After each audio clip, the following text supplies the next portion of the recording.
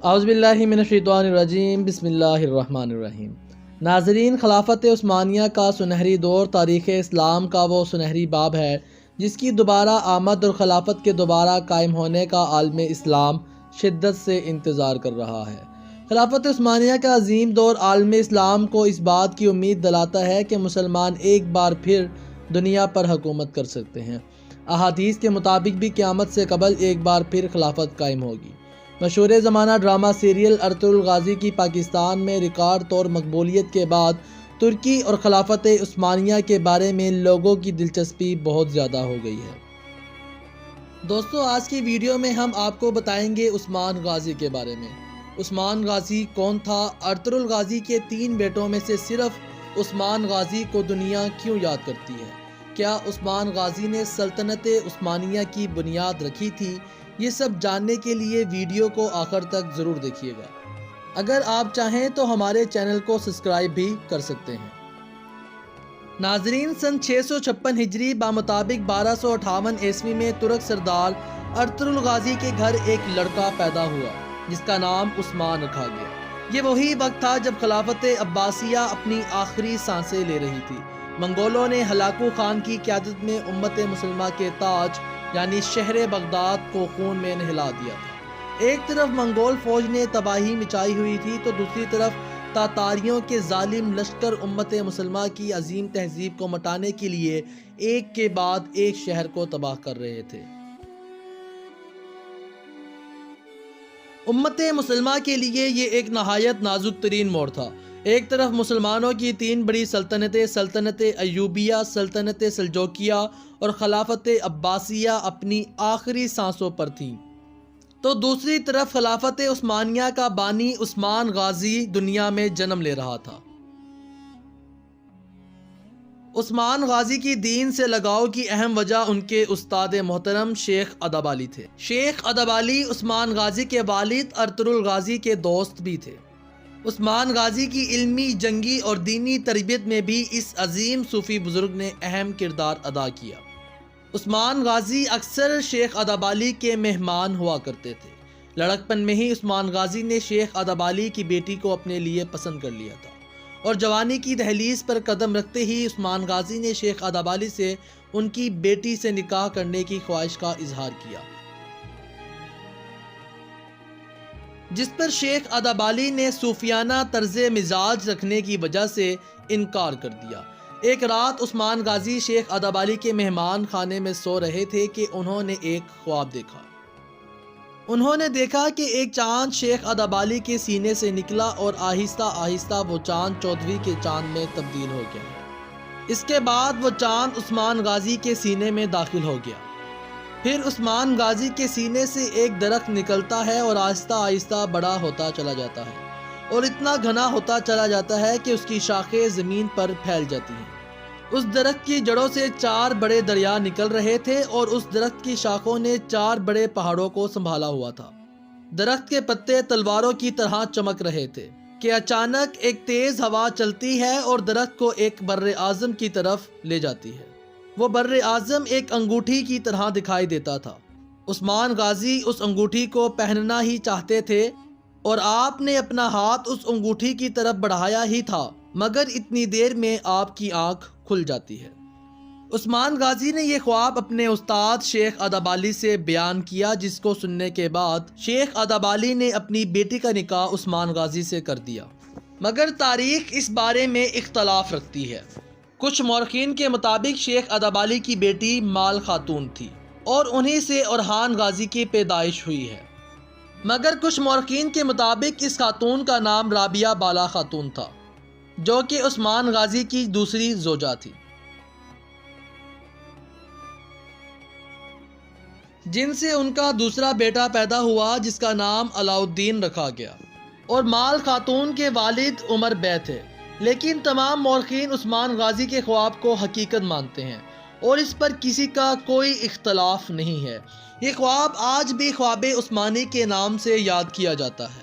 یہ خواب سلطنت عثمانیہ کی بنیادوں میں اللہ کی طرف سے ملنے والا اشارہ بھی تصور کیا جاتا ہے۔ اس خواب کی تعبیر کچھ اس طرح بیان کی جاتی ہے کہ 4 دریاؤں سے مراد دریائے دجلہ، دریائے فرات، دریائے نیل اور دریائے ڈینیوب ہیں، اور 4 پہاڑوں سے مراد کوہ طور، کوہ اطلس، کوہ کاف اور کوہ بلقان تھے۔ بعد میں عثمان غازی کی نسل نے سلطنت عثمانیہ کو ان 4 دریاؤں اور ان 4 پہاڑوں تک پھیلا دیا تھا، اسی لیے اس خواب کو سلطنت عثمانیہ کے لیے خدائی اشارہ بھی تصور کیا جاتا رہا ہے۔ اس خواب میں شہر سے مراد قسطنطنیہ کا وہ شہر ہے جس پر ابھی تک اسلامی پرچم نہیں لہرایا جا سکا تھا، جس کو بعد میں عثمان غازی کی نسلوں نے اسلامی حکومت میں شامل کر لیا۔ ارطغرل غازی کے ولی عہد عثمان غازی نے اپنے والد کی وفات کے بعد 27 ستمبر سن 1299 میں اپنی ریاست کی حکمرانی سنبھالی۔ اس وقت منگولوں کے ظلم انتہائی عروج پر تھے۔ ایک طرف نیکیا میں رومی سلطنت کا خاتمہ ہونے والا تھا تو دوسری طرف سلجوقی سلطنت بھی اپنے اختتام کی طرف گامزن ہو چکی تھی، جس کے بعد سوغوت کی زمین یعنی عثمان غازی کی ریاست مکمل طور پر خود مختار ہو گئی، جو بعد میں سلطنت عثمانیہ کے نام سے مشہور ہوئی۔ عثمانی سلطنت کی سرحدیں بازنطینیوں کی سرحدوں سے جڑی ہوئی تھی، جو کہ عربوں میں رومی سلطنت کے نام سے بھی جانی جاتی ہیں، جسے سلجوکیوں کے زمانے میں الپ ارسلان اور ملک شاہ نے کافی حد تک آزاد کروا لیا تھا، جس کی وجہ سے یہ رومی سلطنت کمزور تو ہو چکی تھی مگر ریاست عثمانیہ کے مقابلے میں انتہائی طاقتور اور بڑی تھی۔ بازنطینیوں اور ریاست عثمانیہ کے تعلقات پہلے دن سے ہی اچھے نہیں تھے، جس کی اہم وجہ بازنطینی قلعہ داروں کا بار بار ریاست عثمانیہ پر حملے کرنا تھا، جس کی وجہ سے بازنطینیوں اور ریاست عثمانیہ کے والی عثمان غازی کی لڑائیوں میں شدت بڑھتی گئی۔ عثمان غازی نے ان جنگوں میں بذات خود حصہ لیا اور بہادری کی داستانیں رقم کی۔ اپنی قابلیت اور مہارت کے بلبوتے پر عثمان غازی نے کئی علاقے بھی حاصل کر لیے، جس میں سب سے اہم بورسا کا شہر تھا۔ عثمان غازی نے کراچائیسار قلعے کا بھی محاصرہ کیا اور جلد ہی اسے بھی فتح کر کے اسلامی حکومت میں شامل کر لیا۔ اس عظیم شکست کے بعد بازنطینیوں کو کچھ عقل آئی کہ اس بار ان کا مقابلہ کسی آسان حریف سے نہیں ہے۔ سلجوقی سلطان کو جب اس فتح کی خوشخبری ملی تو وہ جھوم اٹھا، اور جو علاقے عثمان غازی نے بزور شمشیر حاصل کیے تھے، سلجوقی سلطان نے وہ تمام ایک شاہی فرمان کے ذریعے اسی وقت عثمان غازی کو بطور تحفہ جاگیر میں دے دیے، اور عثمان غازی کو ان کی شجاعت و ہمت کی بنیاد پر نیز بگ کے خطاب سے بھی نوازا، اور اس علاقے میں عثمان غازی کو اپنے نام کے سکے جاری کرنے کا فرمان بھی جاری کر دیا۔ اس وقت یہ تمام اختیارات بادشاہوں کے سوا کسی کے پاس نہیں ہوتے تھے۔ عام زبان میں ہم کہہ سکتے ہیں کہ عثمان غازی کو ان کی جاگیروں اور ریاست کا بادشاہ مقرر کر دیا گیا تھا۔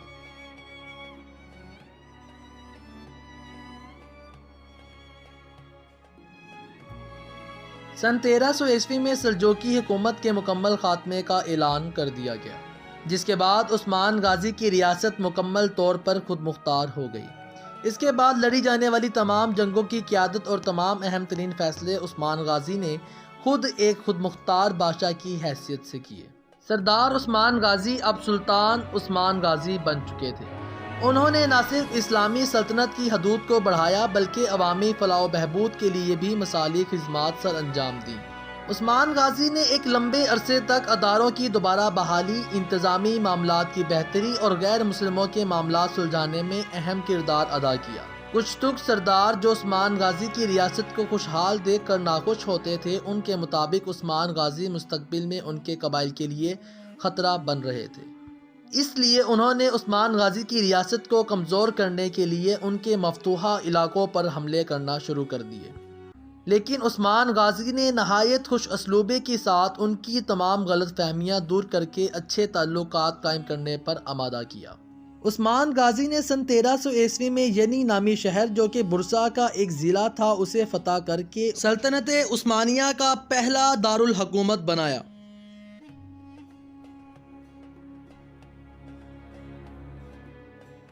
سن 1301 عیسوی میں بازنطینی شہنشاہ نیکیا سے ایک عظیم لشکر لے کے عثمان غازی کے مقابلے کے لیے ترچ حصار نامی میدان میں اترا، جہاں سلطان عثمان غازی رحمۃ اللہ علیہ نے اسے عبرت ناک شکست سے دوچار کیا۔ صرف 6 سال کی قلیل مدت میں عثمان غازی بازنطینی علاقوں کو فتح کرتے ہوئے بحیرہ اسود کے ساحلوں تک پہنچ گئے۔ برسا سے لے کر نیکیا کے عالیشان محلوں اور نیکیا سے لے کر نائکومیڈیا کے سرسبز علاقوں پر پرچم اسلام بلند کیا۔ یہ حالات بازنطینیوں کے لیے موت کا پیغام دے رہے تھے۔ ان حالات کی نزاکت کو دیکھتے ہوئے شہنشاہ نے تاتاریوں کو عثمان غازی کے خلاف میدان میں اتارنے کے لیے بے پناہ کوششیں شروع کر دی۔ تاتاریوں نے بازنطینی شہنشاہ کے اکسانے پر عثمان غازی کے مفتوحہ علاقوں پر حملہ کر کے قابض ہونے کی کوشش کی۔ عثمان غازی نے اس بار اپنے فرزند اورحان غازی کو تاتاریوں کے مقابلے میں روانہ کیا۔ تاتاریوں کا لشکر اورحان غازی کے لشکر سے کئی گنا بڑا تھا، مگر اورحان غازی نے اپنے آباء و اجداد سے ملنے والی ریت کو قائم رکھا اور نہایت سخت مقابلے کے بعد تاتاریوں کو عبرت ناک شکست سے دوچار کیا۔ اس عظیم فتح کے بعد عالم کفر پر سناٹا چھا گیا، جس کے بعد تاتاری اور بازنطینیوں کی تلواروں کی جھنکاریں ہمیشہ کے لیے خاموش ہو گئیں۔ عثمان غازی میں وہ تمام اوصاف پائے جاتے تھے جو کہ ایک عظیم حکمران کی ترجمانی کر سکیں۔ میدان جنگ میں عزم و ہمت کی داستانیں رقم کرنے والا یہ مجاہد عدل و انصاف کے معاملے میں بھی نہایت سخت تھا، جس کی وجہ سے مسلمان تو مسلمان غیر مسلم بھی ان سے نہایت محبت کرتے تھے۔ عثمان غازی نے اپنے سگے چچا دندار بے کو تیر مار کر قتل کیا تھا، جس کی وجہ دندار بے کا بازنطینیوں سے ساز باز کرنا تھا۔ دندار بے سپاہیوں کے حوصلے پست کرنے کے علاوہ جرگوں میں ریاست کے استحکام کو توڑنے کی کوششیں کرتا رہتا تھا۔ وقت کی ضرورت کے تحت عثمان غازی نے دندار بے کو یہ سزا ریاست کے وجود کو قائم رکھنے کے لیے دی تھی۔ عثمان غازی نے تاج عثمانیہ کو سنبھالتے ہی ایک مسجد بھی بنوائی تھی، جو کہ خلافت عثمانیہ کے سلاطین کی طرف سے تعمیر کردہ پہلی مسجد تھی۔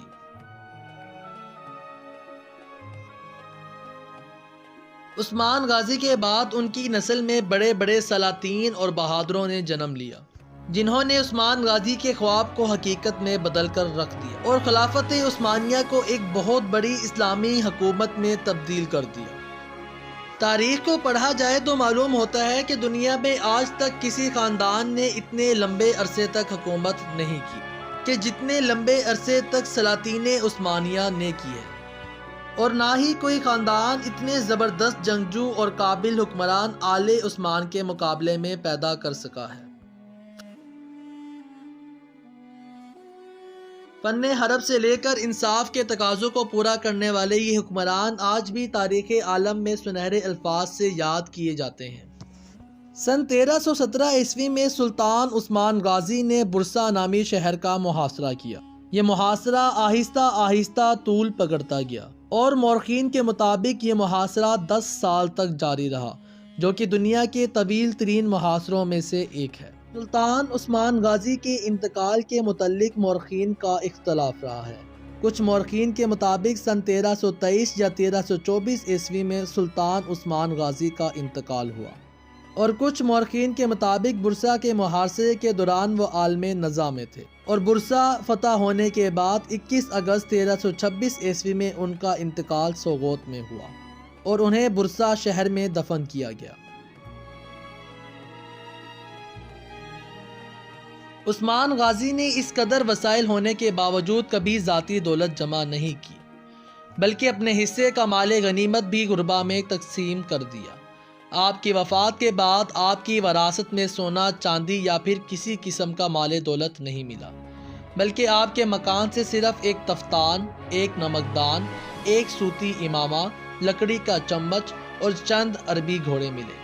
لیکن ایک تلوار جو کہ شیخ ادابالی نے عثمان غازی کو بطور تحفہ دی تھی، وہ آج بھی ترکی کے عجائب گھر میں موجود ہے۔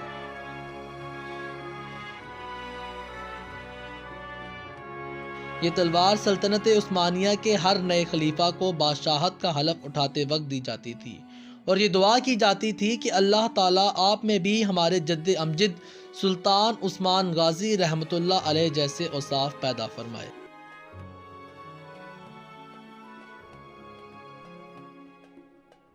اپنی وفات سے قبل اس عظیم حکمران نے اپنے بیٹے اورحان غازی کو اپنا ولی عہد نامزد کیا۔ اورحان غازی کو طویل نصیحت کی جس میں عدل و انصاف قائم رکھنے پر زور دیا۔ سلطان عثمان غازی کا مزار آج بھی برسا شہر میں واقع ہے، جہاں عقیدت مند آج بھی اس عظیم حکمران کو خراج تحسین پیش کرتے ہیں۔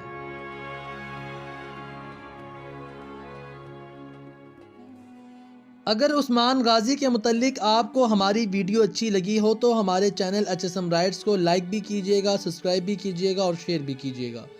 فی الوقت کے لیے اتنا ہی، ملتے ہیں ایک نئی ویڈیو کے ساتھ۔